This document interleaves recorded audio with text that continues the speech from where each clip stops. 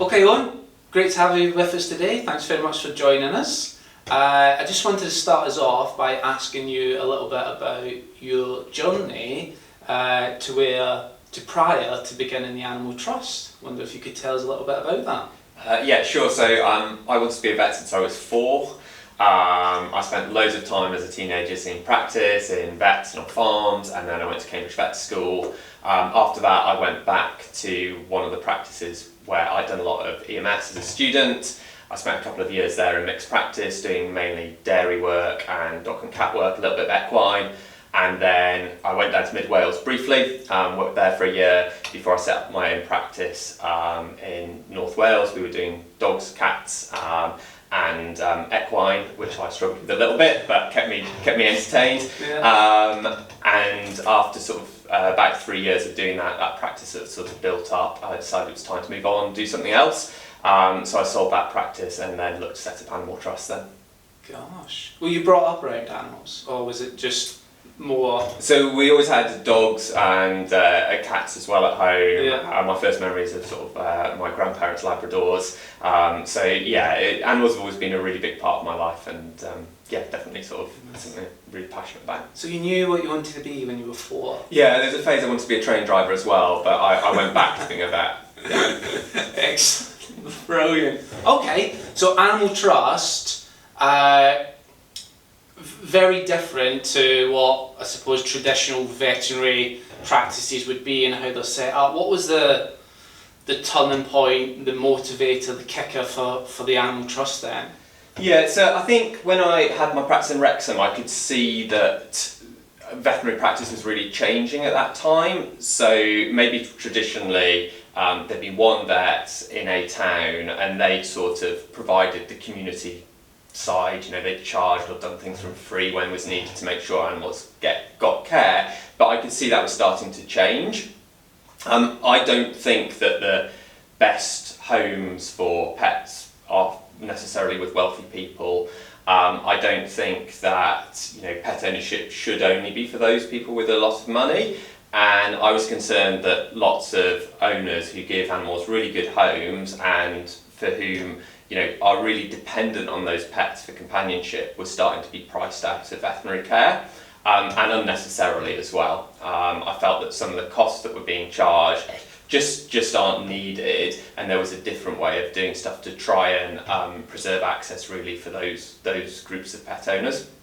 Gosh, interesting. And so you were in Wrexham, but the first practice was in Bolton, is that right? Or yeah, so we set up Animal Trust by buying a failing branch practice that was for sale at the time, and originally the plan had been to continue to buy practices, but what we discovered was you sort of became better really to open practices ourselves, both in terms of the lot of competition to purchase practices, but also the fact that when you open a practice, you open it in an Animal Trust way rather than in a way that perhaps a conventional practice is, and then have to make those changes.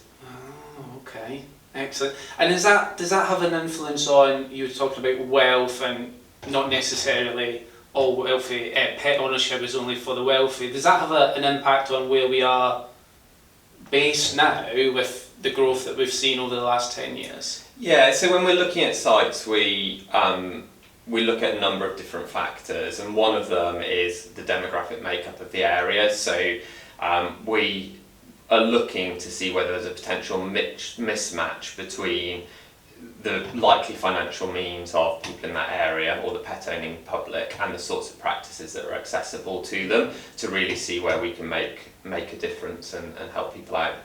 Okay.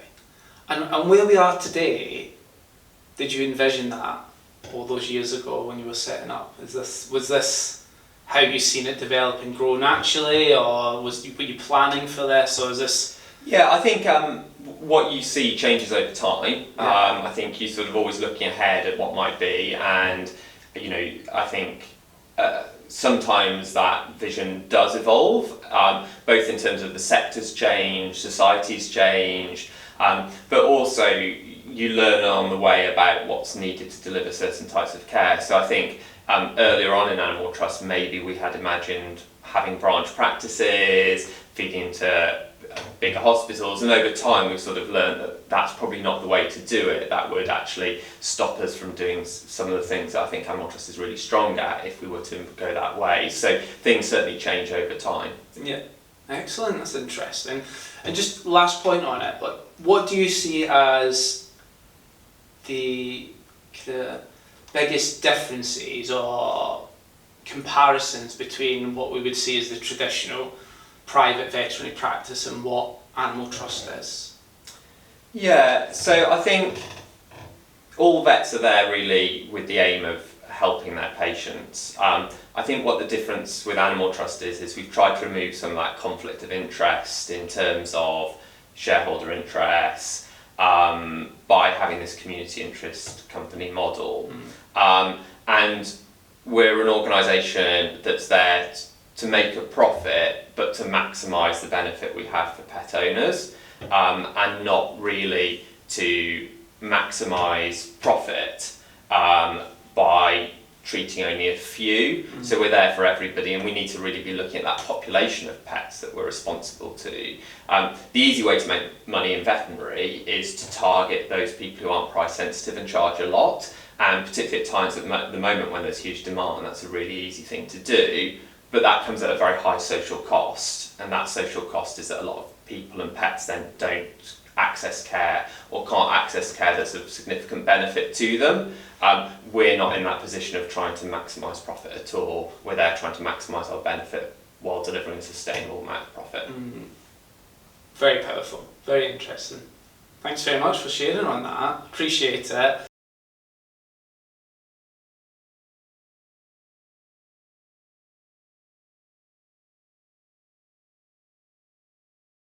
We're going to move on to something a little bit more, don't know how you feel about it, but a little bit of fun, find out a little bit more about you, Owen. That's the thing what everyone wants to hear about. So you okay to answer some random questions, yeah?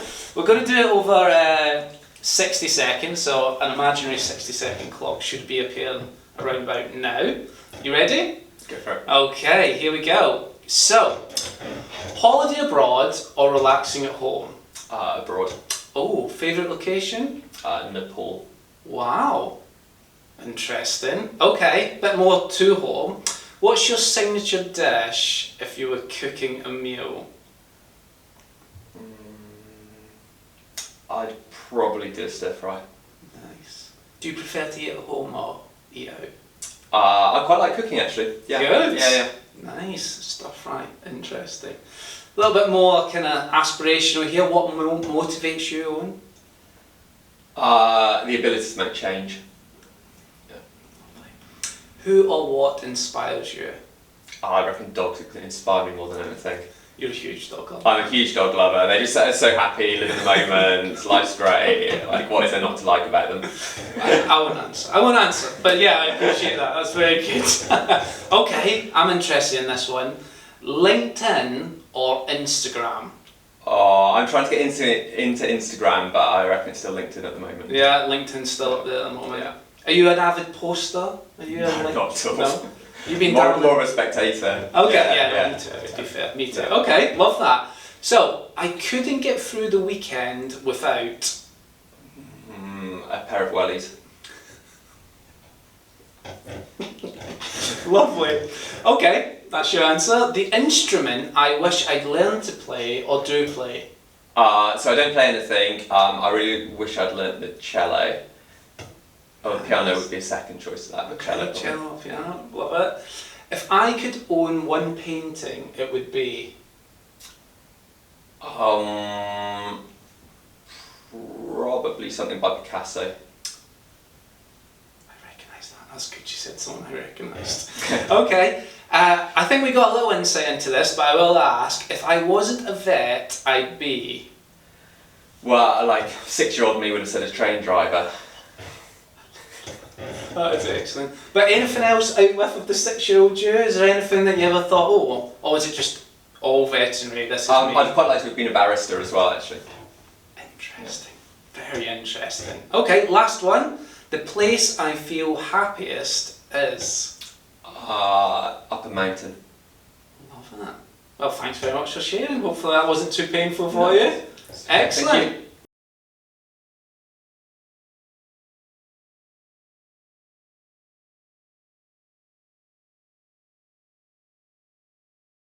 Well, thanks for that insight, Owen. I really appreciate it. We're going to move on now to some more stuff in relation to the Animal Trust. You're probably glad to hear. Where we're going to start is with vision, mission, and values. Now, we've had this set up with the Animal Trust in the early days, but I know now that we're looking to make some changes to our vision, mission, and values. Could you tell us a little bit about why we're looking to change that now, what's different to what it was then, the motivations for changes? Sure. I think any organisation evolves over time, and I think it's really important that periodically you reflect on how you make that difference, what your strategy is, how you relate to your customers, how you relate to your staff, and how you put something together that keeps the organisation as fit for purpose as it can be for the next sort of 5-10 years. And I think the mission we've had and the vision, the values, they're all relevant, but maybe they could, or maybe now is the time to tune them better for the future. And that's really why we wanted to go out and listen to what our team was saying, what resonates with them, and pull that into where we currently are. Looking at where we are now as a medium-sized business and growth in the future when we know there's sort of increasing demand for our services, and really on hone in on how we can deliver something special for our customers that's really important for them, but also at the same time deliver a career with real purpose for our staff, and that's what this sort of this moment is about, really, is defining that for the future. Excellent. Okay. I think, as you said, getting the whole teams involved, many as possible in this initiative is very important for us as well. Do you mind if we talk a little bit more in detail about each of the values and just get your thoughts on what maybe that means to you and what we should be looking at as members of the Animal Trust, what that means to us as well, and essentially and in our site. So the first value, breaking down barriers. Yeah, we really wanted to set in stone that almost anything is achievable, that the status quo isn't the way things have to be done, and that relates to, some of what has been our core accessibility elements that we've had before, in terms of, I genuinely believe that most animals in the UK can access a meaningful standard of care, and that costs and other elements shouldn't prohibit that from happening. So there's barriers there, but it's also about how we do stuff. So can we do stuff differently? Can we do stuff in a better way, in a different way to how veterinary's been done before? And can we get our teams to be able to have a career that is different and beyond what would otherwise have been the case? So what they can do in practice, be that technically or in the remits that we're doing. So all the time, for me, I think we want to be looking at removing obstacles to allow people to flourish and for us to deliver more. Yeah. No, excellent. Lots of insight there for both yourself and others kind of listening as well.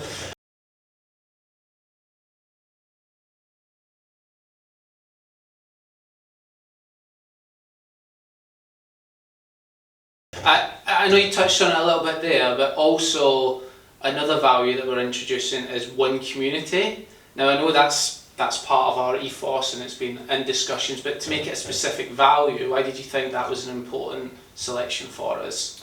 I think it's really important that any organisation, but particularly us as a community interest company, think about our position and our role in the bigger society. So what are we doing for our pet owners? Lots of us as vets, nurses, administrative team are pet owners as well. That's all one community. We're all part of one bigger global community in terms of environmental impact and our responsibilities there. And then how we operate is equally important, that we think of ourselves as one Animal Trust community. So doesn't matter whether you're the vet or whether you're sitting on reception or whether you're paying the invoices. We're all one community of people that's working towards one common aim, and we should have that mutual respect across the teams. We should work together. We should propagate each and every one of us to develop, to reach our potential. And so for me, that one community element moves in so many different dimensions that it's central enough that it really should be a core value for us. No.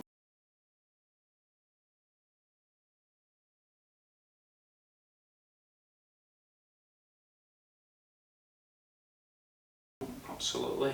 And we've got trust. Yeah. So sometimes it can be difficult to do things, to move forward, if you don't have trust there. So it's important we trust each other as colleagues. It's important we trust our clients. And it's important that we have those core things that come with trust, like respect, professionalism, and that we act with integrity. So trust is really a theme that sort of percolates right through everything that we do, and it's part of being the professional organisation that we want to be. Absolutely.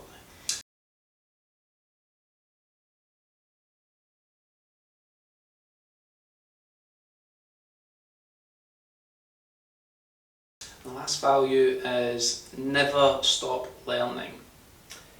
So I think that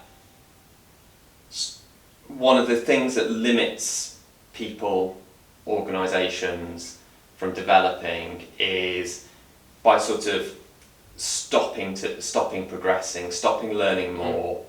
So I want all of our team to have the opportunity to continually develop. That might be in technical skills, it might be in management skills, it might be in communication skills, but all the time we have that opportunity to sort of better ourselves in a constructive way.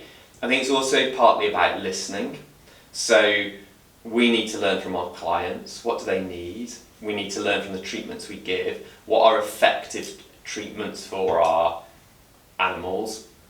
Are those the ones we're giving? How do we minimise stress and morbidity and mortality during treatments?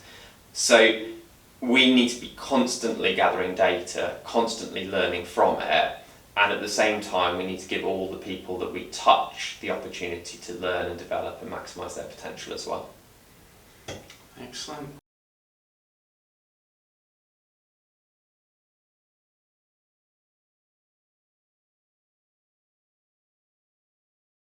Four very strong values that we've got there for the Animal Trust, and that supports with what you were talking about as well, a little around the mission, which we'll be sharing more about on the video and as external resources as well. I just wanted to touch on the vision ever so slightly, because that is changing as well, and I'll just read it out for us now and just ask you to explore it a little bit further. But our vision is that no pet goes untreated or faces euthanasia for a condition which has a good treatment option. It's quite strong and out there as a vision. Where did that developing come from? Well, there's a number of factors to this. So there's a personal factor from me and about why I set up Animal Trust, in feeling that there was a risk of the profession thinking it was acceptable to offer euthanasia as a treatment for people that couldn't afford care for other things on a common basis. But there's also an element here of feedback from what we've had from the teams, and that one of the key things that they appreciate from Animal Trust is the ability to treat animals in situations where elsewhere that might not be possible. And I think in a society like Great Britain and lots of other countries, we really shouldn't be offering euthanasia as a treatment option for a pet that has a good prognosis with another treatment option. And I think it's eminently achievable for that not to be the case. There are various barriers that will have to be broken down to get there, but I think that is something that we can all work towards. And I think there are very few people who would say that animals should be euthanized when they have a treatable condition. Interesting. Thanks for sharing that, Owen. I really appreciate it.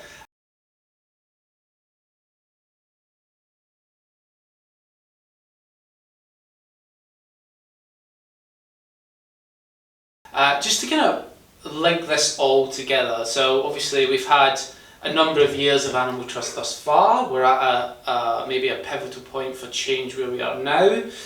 What's your aspirations or goals for the Animal Trust in the kind of short, medium and long term going forward?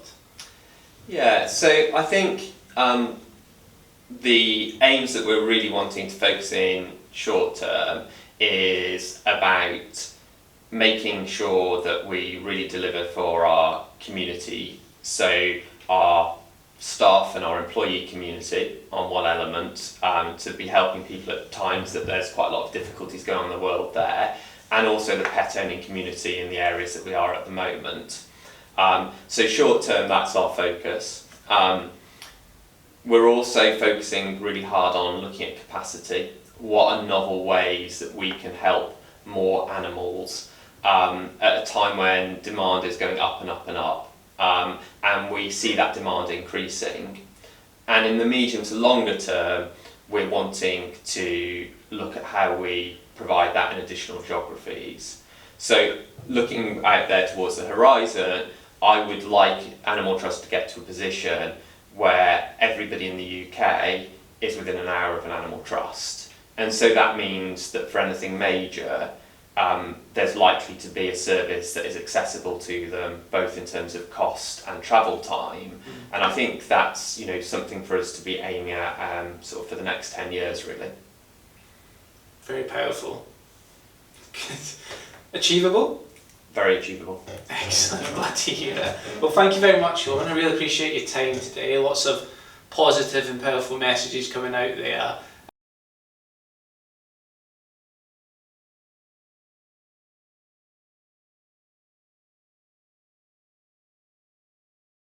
Okay, well, thanks for sharing, Owen. I really appreciate all your thoughts on the questions that have been asked thus far. I just wanted to close off with something leading back to mission, vision and values. And what is it we are hoping to achieve with the introduction or the revamp of these things within Animal Trust? So I hope that at the end of sort of this journey, that everybody really knows and understands what Animal Trust is and what we stand for, and can almost live and breathe those values with their work, but also so that clients are very clear what Animal Trust is there for them as well, so there's no sort of communication. And I think once everybody within Animal Trust, and we have such a fantastic team, is able to focus in on this and what we're trying to deliver, we'll start to all be working in similar ways, because we'll have the behaviours that go with those values. So I would like a client who goes into an Animal Trust, any point they touch us, in any location, to have the same feeling as to what happens with them and their pet and the service that they get, even if the building's a bit different. The individuals will clearly be different, but it's that culture that comes with that common focus that's there. And for our team, I hope it will allow everybody to pull together as one community, to, you know, have fun in the workplace, to really see the difference that they make to our clients, and to really build on that with those behaviours where people are having a good experience at work, but they're constantly focusing in on that overarching thing of how do we help that pet owning community at the same time. So I see this really being a way that how we work changes, and that we all pull together to be one Animal Trust, rather than a series of different sites and different people under the Animal Trust umbrella. No, appreciate that. I think that's fantastic, and I think that's important that we look to how it is replicated not just on one site but across the whole population of Animal Trust surgeries as well. Is there anything that you look at from a recruitment perspective, so maybe the type of staff members that you want to be bringing into the Animal Trust, is there anything that do you look at the external image of the values and the mission as well as internal? Yeah, so I think the mission, vision, values, they need to sort of extend in every direction. So across what we do internally, but also into everything we do externally. Ultimately, no organisation is perfect for every client. It's perfect for every type of employee. And we want to be attractive to people for whom the Animal Trust resonates for. So people who are socially minded, who want to help a lot of animals, people who want to undertake quite a breadth of skill, really, utilise some of those things they've been trained for, because we have such a wide scope of service here. But we're also wanting, people who are open to breaking down barriers, working in different ways, giving things a go, and change and progress and movement as well. So I think being very public about who we are is really important, both internally and externally. Okay, thanks very much.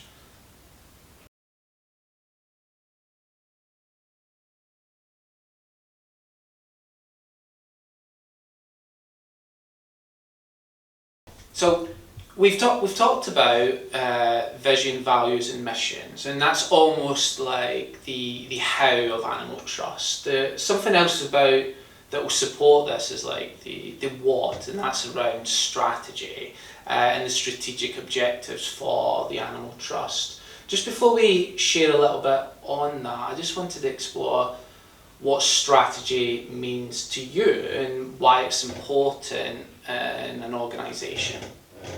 Yeah, so strategy is sort of the path that we take in order to deliver on our vision and our mission. And it's really about setting out the route that we're going to take to go from A to B and what we do to deliver on that. And I think it's really important that we have some key strategic pillars that we're working towards that are built to link in with the values, the mission and the vision. And then all of the projects that we have link into those so that bit by bit everything pulls together under these core pillars, and that builds the Animal Trust that we want Animal Trust to be. And so it's about saying, what do we see Animal Trust to be in a couple of years' time, in 5 years' time? What do we need to do in order to get there? And that forms the core elements of our strategy. Excellent. So we've got almost like the start point, where we want to be, and the strategies, like some of the milestones that we're going to go after in order to get to where we're trying to be. Is that right? Yeah, so I think at the highest level, strategy is about themes. It's about what are those things we want everything to relate back to. What do we want to relate back to for our customers? What do they want to relate back to for our team? What do we want to relate back to for our patients? But within that, we then have the individual projects and things that we're doing, and those projects then become quite milestone based, but they're all linking back to some key strategic themes that we have. Okay. From my experience, strategy, organisational strategies, always seemed like a very executive-led feature of a business. So it's talked about a lot at a very high level in board meetings and across the higher leadership. Why do you think it's important that we are sharing and talking about strategy for all employees at the Animal Trust? So the strategic aims are sort of these relatively high-level bits and pieces, but actually delivering of them takes every single person in the organisation. And I think it's really important that everybody understands how their role and what they do and projects that are ongoing link into the wider strategy and link into what Animal Trust is and what we want it to be, where we are now and what we're doing and where it's going. No, excellent. Yeah, everyone's on board with it. Everyone knows the direction which we're going in and how to go about achieving it as well. No, it's really, really impressive.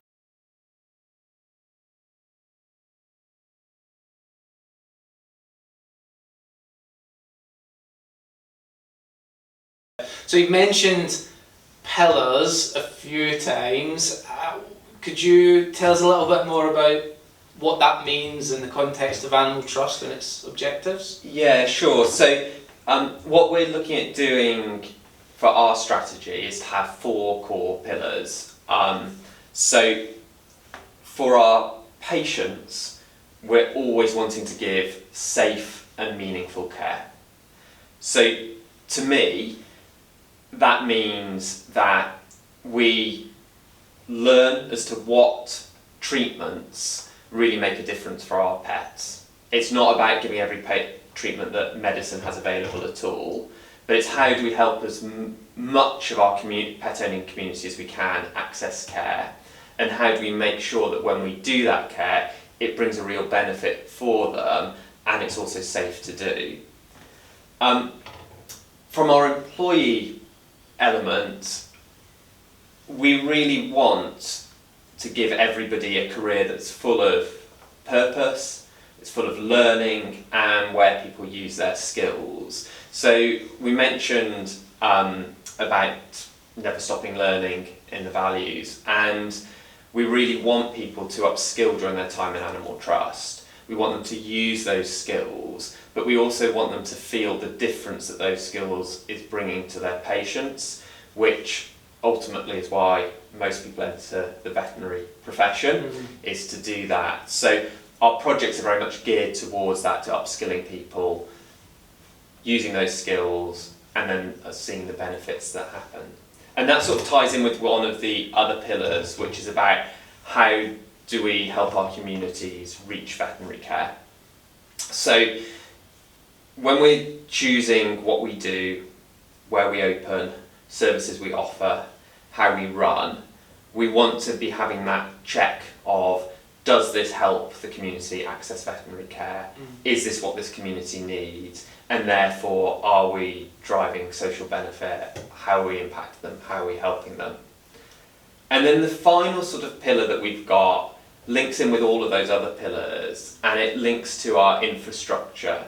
So we want to have consistent and effective facilities, information and systems. So we want everything that we put around our staff and everything that our clients come into contact with, or that our patients experience during their care, to be effective, to work well, to be beautifully simple, and because of that, it to be safe. And we know at the moment, lots of our sites and things are quite different, and that's something we want to learn and bring in the best of staff to make sort of robust, safe facilities wherever we have them.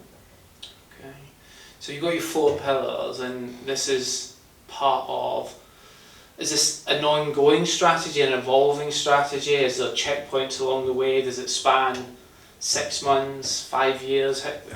Where are we looking here for an achievement perspective? Yeah, so I think achievement happens at every point along the strategy. So sometimes those are large milestones that happen with big projects. Equally, they can be really small things that can happen on a surgery or an individual level as well. We're really looking in terms of building things out. Most of the projects we have at the moment are looking at up to sort of 5-year span, and certain elements, like I mentioned previously, about within 10 years everyone being within an hour of an Animal Trust, or on a slightly larger time horizon. But at every point in that there will be bits that link into that strategy, and then over time, of course, focuses, priorities, they change a little bit as the world changes, as veterinary changes. Yeah. Okay.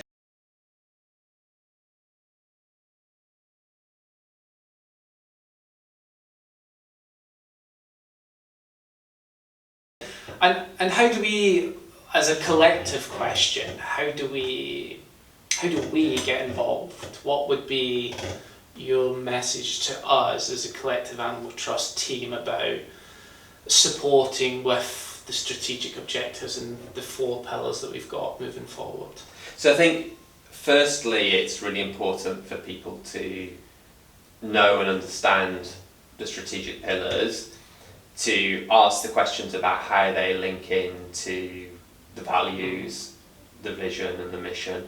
So those sorts of things that define animal trust and where we're going. For them to contribute ideas that they have that link in to delivering on those, and for them to engage across the company within their team, to share those ideas and to sort of openly challenge things as well, all the time moving forward towards that, achieving that vision, delivering on our mission, and building those animal trusts we want within those pillars. Yeah. Excellent. No, thank you very much for your insight on that. I appreciate it. Thanks, Graham.